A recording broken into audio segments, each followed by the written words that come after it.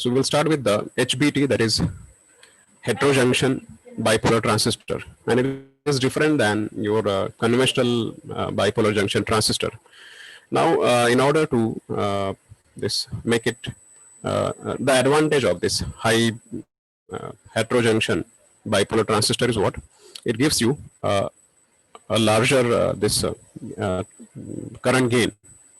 That is the advantage of high HBT. And the material which is used here is what? Gallium arsenide. So in gallium arsenide, it is observed that the mobility of the electron is very, very high. Okay. Because the mobility of the electron in case of this silicon is somewhere 450, but here it is going to be 4,500. Sorry, there it is 1600, here it is 4,500. So it is very, very large.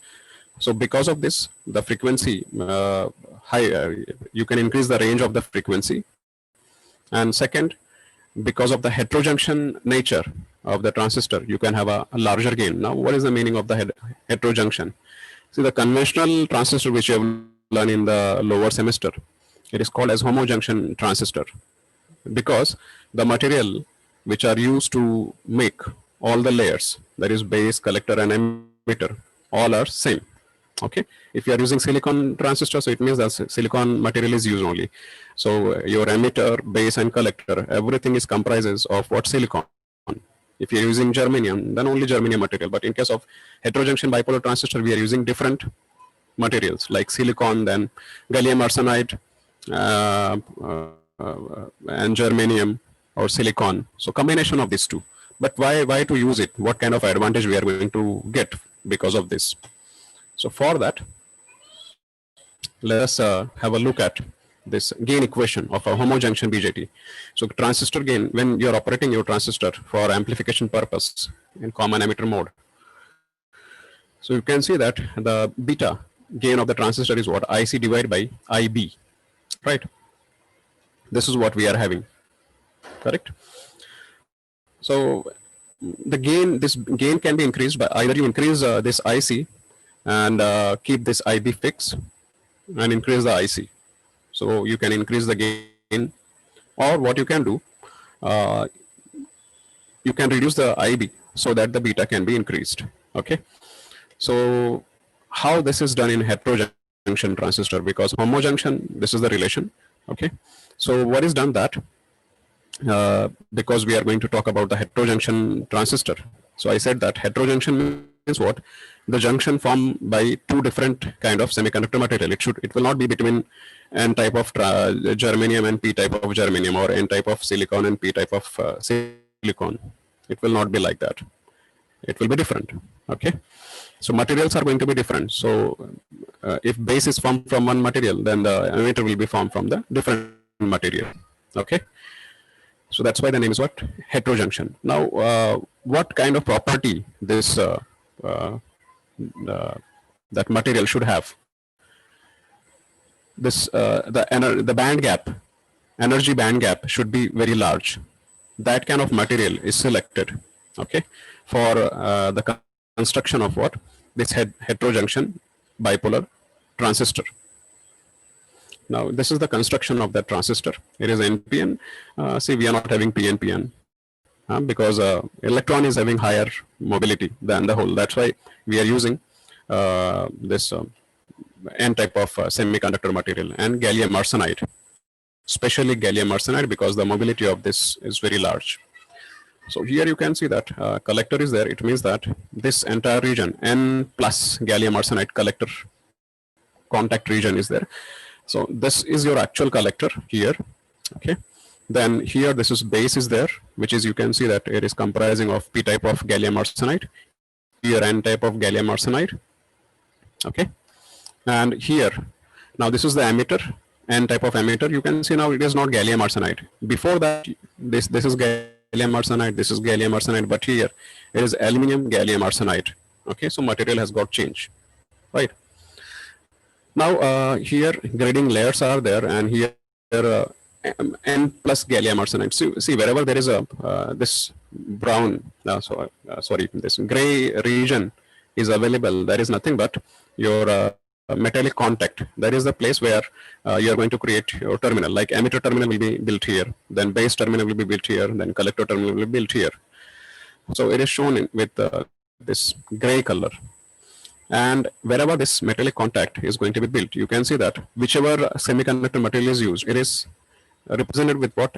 Plus doping. Like here it is N plus doping. In collector you can say that it is N plus doping is there. And when you are making base contact, then it is P plus gallium arsenide base. It is not simply the P type of gallium arsenide. Okay, it is P plus. Now, what is the reason? Actually, whenever you are going to make metallic contact, the ohmic resistance should be as small as possible. That's why whenever you are going to make any metallic contact for creating a terminal, then that layer should have access or very large number of free these carriers, so that ohmic resistance can be reduced. That is the reason why below this emitter you are not, this metallic contact is not directly made with this orange region, that is N type of aluminum gallium arsenide emitter. It is made with N plus this gallium arsenide emitter. Okay, just to avoid the ohmic contact. Now here aluminum gallium arsenide is there, and here only gallium arsenide is there. So when these two layer where they are going to form junction, so that junction form will be called as heterojunction this transistor, because the materials are different. Now the role of this grading layer, now you can see that there is what change in the material. Like here this emitter region, and this orange region is the actual this emitter region, and here also there is emitter region. Okay, the emitter region is actually going to work as a source of what? Electron. Okay, so but gallium arsenide and aluminum gallium arsenide, these are two different materials. So there will be what? Little change in the geometry. So when the electron comes from gallium arsenide and tries to enter into aluminum gallium arsenide, it should not face a sudden change in the this configuration, material configuration. Okay, that care is taken. See, you cannot combine any two material to have a heterojunction. There has to be what? Good compatibility. So that compatibility at construction level means how the atoms they are arranging themselves in a material, that is first studied, and if the good compatibility is there, then only the heterojunction is formed. Okay, so but of course the materials are different, so the little different is always there. So in order to give a smooth transition in the variation from material to material, this grading layer is created, so that the electron, when it moves, it should not face any hurdle while propagating towards collector region. Okay, otherwise it's not required, because there are transistors where the grading layers are not there. But grading provides a good this energy band diagram, which is which provides a good support in entire operation. Okay, now what is the role of this heterojunction? Okay, so I said that you have to have that material which is what? Having higher energy band. So that is shown here. Now I will show it, but in what way it is going to be helpful. Okay, so let us consider that this emitter region is comprising of what? Aluminum gallium arsenide material, which has got a larger this energy band. So I will write here separately.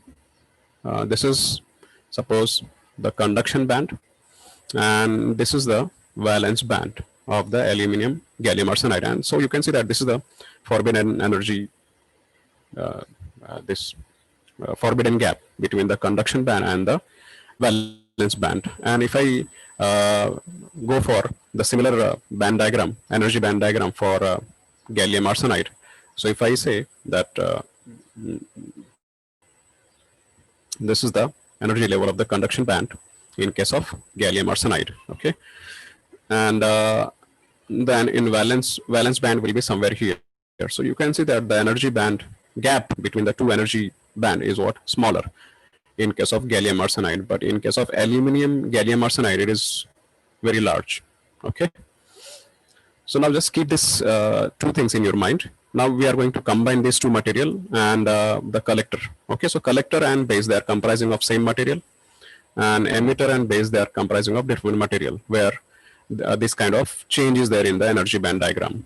Okay, it is also possible that the collector and base can be comprising of different material. So if only single junction is of different material, we then there is one category. Otherwise, it is double heterojunction. If this is single heterojunction we are talking about, but there can be double heterojunction transistor also. Okay. Now, as I said, that just keep this energy band diagram for both the regions in your mind. Okay. Now we'll talk about what, how we are going to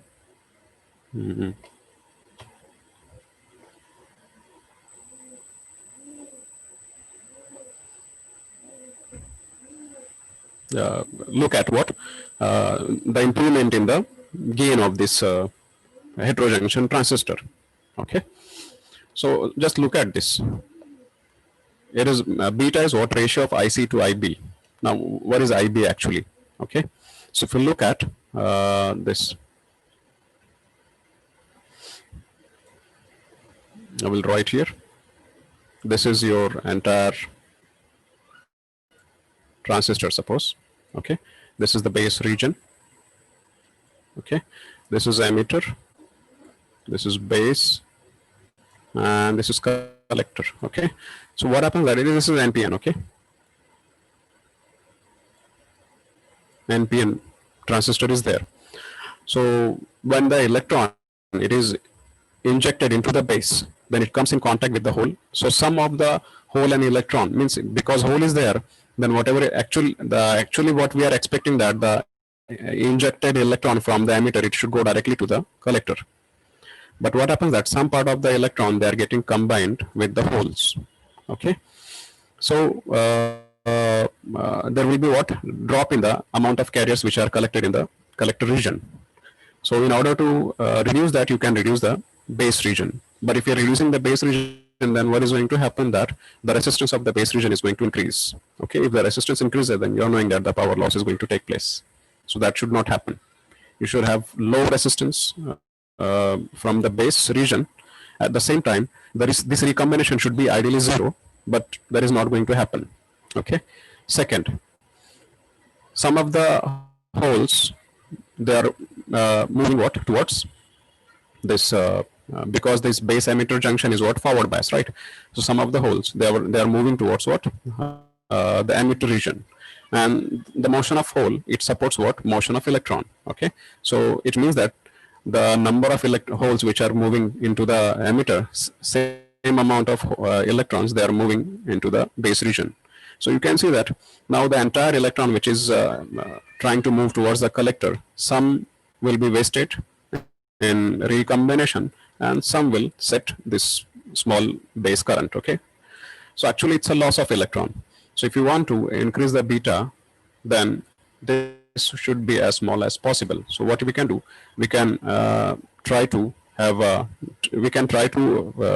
this recombination. At the same time, we can try to avoid this base current. Okay, so if the base current is very, very small, then you can say that the delivery of the carrier in the collector, that will be very, very large, and you can attain a higher this beta value. Okay.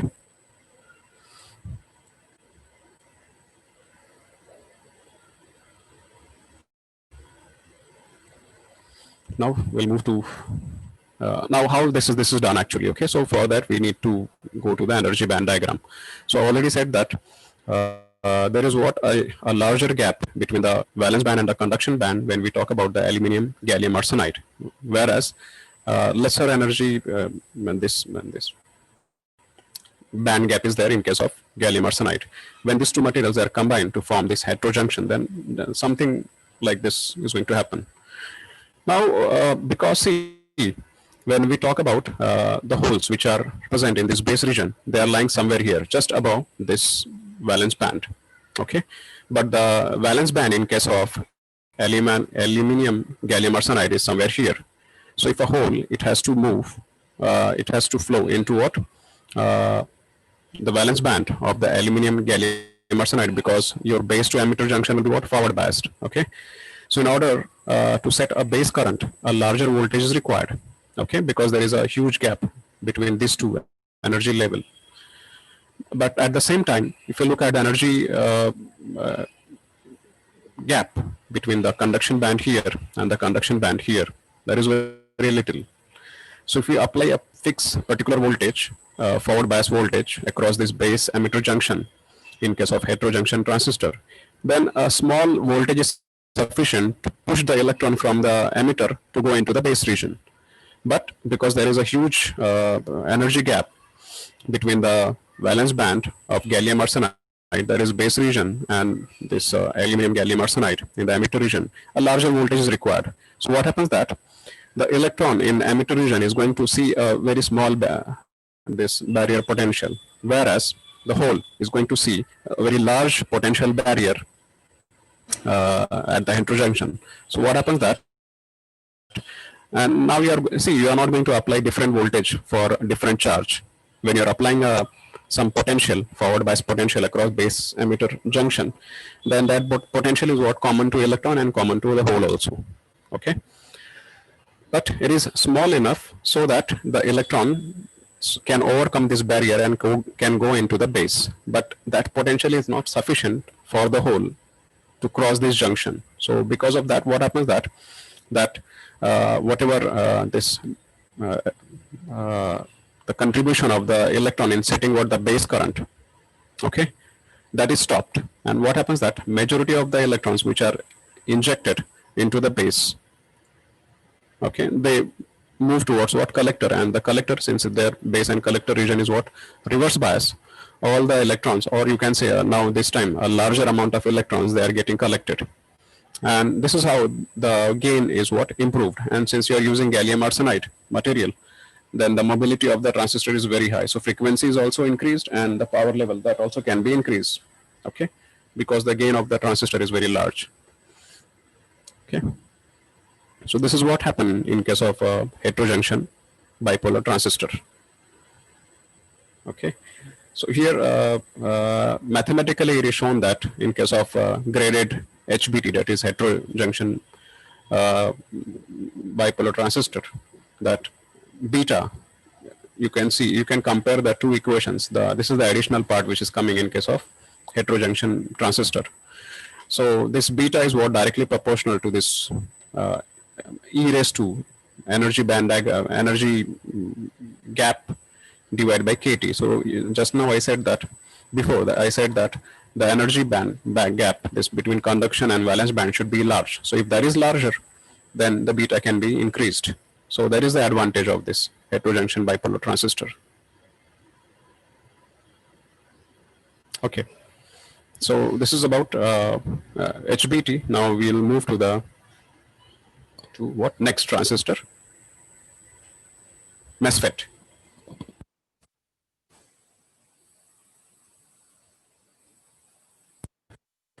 MESFET one. See, this MESFET is what it is similar to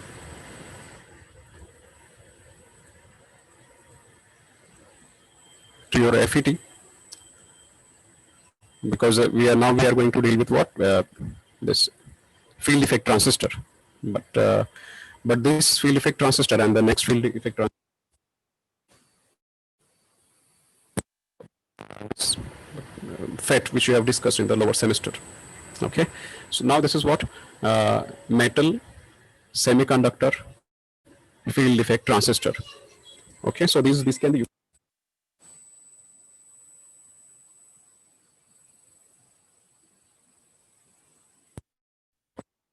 You can see that the frequency range to which the MESFET can be used. Next transistor is what? HEMT, high electron mobility transistor, which can be used beyond 100 gigahertz. And this I have taken from the textbooks which were published earlier, very long back. So now the frequency range, I have seen the papers where people, they have worked at 300 gigahertz, like that. Okay, so it's not that the frequency is up to this only. The frequency has gone beyond, but of course that is achieved with the help of HEMT and MESFET. So the earlier transistor which we have learned was the junction field effect transistor, then metal insulated uh, semiconductor field effect transistors. Okay, so oxide layer was used between the channel and the gate. Okay, so there is nothing but the insulating layer. But the drawback of all these junction field effect transistor is what? The speed. Okay, so when we talk about this high frequency transistor, okay, so of course it should support a very large frequency, and at the same time it should deliver a good amount of power also. These two criteria are there. Okay, because if you are you can increase the frequency. Already I've said that by reducing the size of the entire device, but that depends on the technology, whether the technology is supporting that reduction or not. And second, if you're reducing, so I said that the power handling capability, that also you have to sacrifice. So that should not happen. You should have a good amount of power, and at the same time the frequency should be high. But the conventional FETs, they are not supporting high frequency operation, just because of what? The capacitance which is formed because of the depletion region. Whether you talk about them metal insulated semiconductor field effect transistor or junction field effect transistors. So you know that when we'll talk about this, so that this because this diagram is not very much clear, but whatever is happening, same thing is going to happen here also. So here it's a junction field effect transistor. So you can see that here it's a P type of layer and this is N type of layer. So when these two are combined, so you know that the depletion region is formed. Now this P type of conductor and N type of conductor separated by insulating layer. So a capacitance is formed actually, right? Now when we talk about this high frequency operation of the transistor, so if you are using this as an amplifier, so that oscillating signal is applied at what? Gate terminal, right? And through the channel, what? A DC current is already flowing. Now the influence of that AC signal which is there at the gate, that should get imposed on whatever current is flowing in the channel, so that the final current which you are going to collect at the drain, that will have the nature of what? The nature which is available at the gate terminal. That is what we do in the amplifier. Okay, so that impression, the alternating behavior at the gate which is present, that should get what? Transferred to the electron which is flowing in the channel. So that totally that is what? Time dependent actually. Means what? If you remember the time constant when you are having a capacitor, okay, and a resistor kind of circuitry is there. So in order for a signal to reach on the output side, it has to first charge the capacitor, then it has to pass through the resistor, and then it will appear on the other side. So there is what? RC constant. So R, suppose you are able to minimize the R value, but you are not able to minimize the value of C. Then this R and C product, it sets a time. That time is nothing but how much time this RC circuitry is going to take, so that the input signal will be reproduced on the other side. So time constant. Okay. So here this junction capacitance, that it is creating similar kind of problem actually. So if you could reduce this capacitance, then the operational frequency of the transistor can be improved, and that is what is done in case of MESFET. Okay. Now the characteristic of MESFET, mobility is very high, and that totally depends on this material, which material you are choosing. And low capacitance, this is the greatest achievement in this category of the transistor. And high level of geometry control, because high input impedance, you can have a higher input impedance from the other MESFET also, but having low capacitance, okay, having this low capacitance and is actually a good achievement, because low capacitance can be achieved with the help of what? This Schottky diode construction, because you are, when I say MESFET, so it is metal and semiconductor. Okay, these two are there. So when metal and semiconductor, already we have discussed Schottky diode, so same concept is applied here. So like earlier, what this diagram here, it is what? P type of semiconductor material. Instead of P type of semiconductor material, you can have a metal here. When it comes in contact with N-doped this semiconductor material, so a junction is going to be formed there. But now you must be surprised, if the junction is formed, then there also a capacitance is going to be formed. That is true. But that capacitance the amount of capacitance that can be controlled. That's why here it is written high level of geometry control. Okay. So how it is done, that we are going to see in the next slide. The disadvantage of MESFET is what? Because you are forming a Schottky this metal gate, so it requires a larger this turn on voltage, okay, which is lesser in case of silicon silicon and germanium diode, which you have learned in the lower semester. But when you are going to create a diode with the help of metal and semiconductor, then the turn on voltage required is larger actually. That is the only drawback of the MESFET. Otherwise, whenever you want to have a high speed operation, then the MESFET, this Schottky arrangement, Schottky diode is better option. Okay. So now let us see what is there. So here this is semi-insulating gallium arsenide layer is there. Okay. Then above that the gallium arsenide, this is N type of gallium arsenide. Here this forms a channel. This is the metal. Now metal, when it comes in contact with what? N type of semiconductor material, then a depletion region is formed. So this less dense shaded region is what actually the channel. And I already have said that when you are going to make a metallic contact, then that region below that metal, that region should be what? Highly doped to avoid the ohmic contact. So here ohmic contact is there, here also ohmic contact, so it forms drain, then source, and the gate layer. Now this metal and semiconductor, they are going to form what? Schottky diode here. Okay. Now in this diagram a buffer layer is shown here. It is not after this semi-insulating layer, directly this N type of gallium arsenide layer is not there. There is a buffer layer. The reason to include this buffer layer is what? When you're including this, then the operation is what? Noiseless actually. To avoid the noise, this buffer layer is used here, because when you're directly above this insulating gallium arsenide material, if you're creating an N type of gallium arsenide channel, then because of what? Rough this surface of the semi-insulating gallium arsenide layer,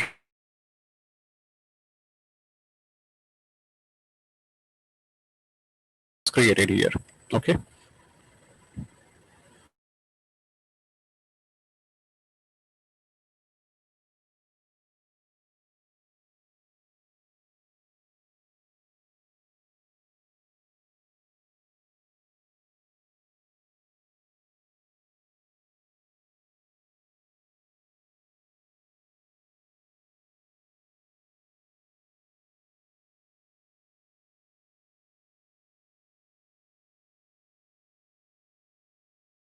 Gate which comprises of metal, so that can be controlled actually. Here you can see that it is T-shaped gate, so only this lower portion of this T is in contact with this channel, so only this much portion will be involved in forming the capacitance. So you are actually controlling epsilon, A.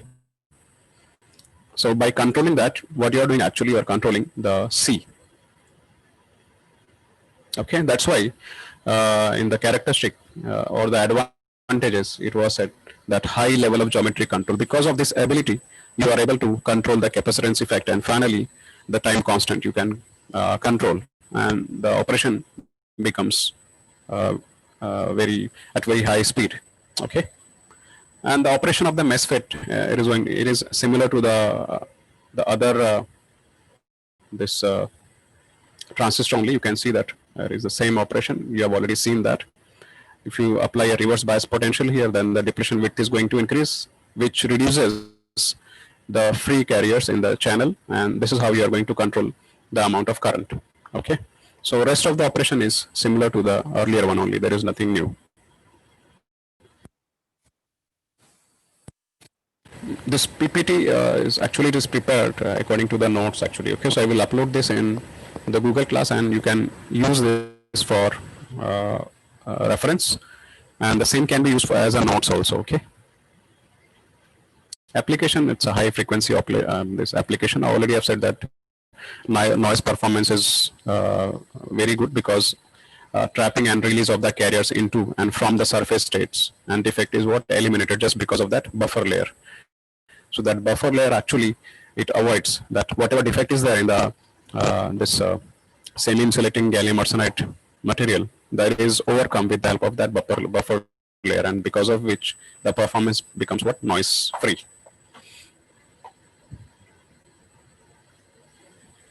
Now this is the last. It won't take more than 5 minutes here. This is a HEMT. That is high electron mobility transistor. Okay. So the construction. So you can see that here, semi-insulating gallium arsenide, as it was there in the earlier transistor. Then undoped gallium arsenide buffer layer, which was there already in the earlier transistor. Now here, it is undoped aluminum gallium arsenide. Now you can see that these are the two different materials. Okay, here is aluminum gallium arsenide layer is there, and here is gallium arsenide. So it's a heterojunction actually, right? And after that, N type of gallium arsenide layer is there. So this forms actually the channel, but the difference between this transistor and the earlier transistor is what? That the carriers they do not flow, they do not follow the channel actually. They are flowing from somewhere else. Okay, the rest of the construction is same here. Highly doped gallium arsenide N type of material, because now we are going to make a ohmic contact here, and the contact here. So here it is metal. Okay, so once again this metal and semiconductor material, there is Schottky diode is formed here. Okay, but how this is going to be different? So already see, high electron mobility means what? Because you are using this gallium arsenide material, so mobility of the electron in this material is already very high, no doubt about that. Okay, but additional advantage is what? When you are combining these two layers. So here there is a very thin layer, because now here is what? Aluminum gallium arsenide spacer is here, and the undoped gallium arsenide is there. Okay, so the combination of these two layers actually creates two-dimensional electron gas layer here actually. Okay, I will show you with the help of this second diagram. So here this region is nothing but your this undoped gallium arsenide buffer region, and the left region, this is nothing but your aluminum gallium arsenide spacer. Okay, so this is aluminum gallium arsenide layer, and this is gallium arsenide layer, and before this metal is there, so that Schottky contact is formed here. But now just look at see, all these diagrams are similar, huh? Only here this is the enlarged view here, and here this is more informative as compared to this. Otherwise all the diagrams are same. So in case of aluminum gallium arsenide, you can see that the Fermi level is very close to the conduction band. Okay, and in case of gallium arsenide, if just forget about this region, you can see that the Fermi layer is what? Below this conduction band. But when we are combining the two different materials, what happens that in order to have a uniform Fermi level, the energy distribution of both the materials for the that gets what? Changed just by what? By shuffling of what? The particles from one region to the other region. So what happens that you can see that now this Fermi layer, if you look at this part, the Fermi layer is what? Below this conduction band. But when you are looking at the junction part, so you can see that the Fermi level, it has gone into what? The conduction band of this gallium arsenide region. So this behavior you can see in what conductor? In conductor, if you remember from your first year course. So in case of metals, the Fermi level is what? It lies in the conduction band. So actually this region, it shows what? High this level of conduction, and this is called as what? Quantum well. The property of this quantum well is what? That the mobility in this particular region, it becomes very, very large. So already you are using gallium arsenide where the mobility of the transistor is very large, but because of this change in the energy distribution, the mobility is further increased. Now we'll try to understand how the mobility is going to be increased further. So here you can see that this is N channel. So already we have seen whatever transistors we have seen in the past. So all the electrons, they have to pass through that that same material. And that material is actually comprising what? By adding what? Impurities. impurity atoms are created. So these atoms, they create what? Hurdle in the motion of what? Electron. So that kind of hurdle is not there in the gallium arsenide here in this region, which is called as what? Two-dimensional electron gas. And the reason for calling this region as what? Two-dimensional electron gas is that it is very thin layer, and only a single electron can be fitted. Okay, so there will be what? A rail of lecture चल रहा है उनको मालूम है. So undoped gallium arsenide. Sorry. So a thin layer of this whatever layer is formed, only it is so thin that only a single electron can be fitted. So a rail of electron can flow through this region.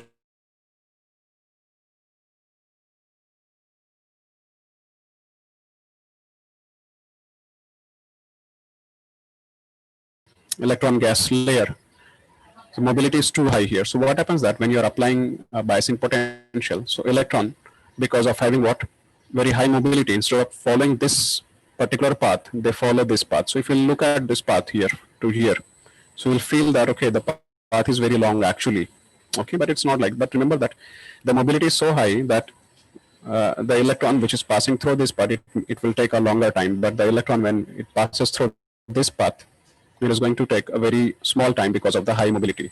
So that is the advantage of this transistor, that it creates another layer where the mobility is much larger than the inherent mobility of this gallium arsenide, because here it is undoped region, right? So the dopants are not there, which are creating hurdles in the motion of electrons. That's why the mobility is very large. Okay. So whatever I discussed just now, it's written here. I said that the operation is what? Similar to that only. All the FEDs are going to work in a similar fashion only. Okay, applications, high frequency application, then MIC, the topic which was covered by sir in the earlier session. Okay, low noise just because of that buffer layer. Oscillators, mixers, amplifiers, all high frequency applications. Whatever you have learned at lower frequency, all those can be achieved at higher frequency also with the help of these spatial transistors. Okay. Thank you.